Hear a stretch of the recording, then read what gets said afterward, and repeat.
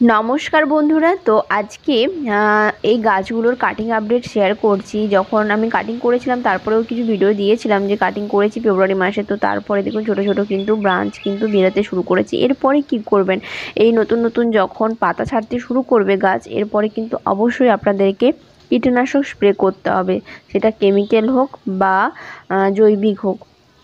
তো আমি এখানে কেমিক্যালই ইউজ করব। এগুলো আমার সমস্ত ফুলের গাছ, তো ফলের গাছ বা সবজির গাছে কখনোই কেমিক্যাল ইউজ করব না। তো এখানে আপনারা কিন্তু যেহেতু ছোট ছোট পাতা কিন্তু ছাড়তে শুরু করেছে, এই রকম সময় কিন্তু পোকামাকড়ের উপদ্রব কিন্তু খুবই হবে। আর এই কচি কচি নরম নরম পাতা কিন্তু পোকামাকড়দের কিন্তু খুবই প্রিয়।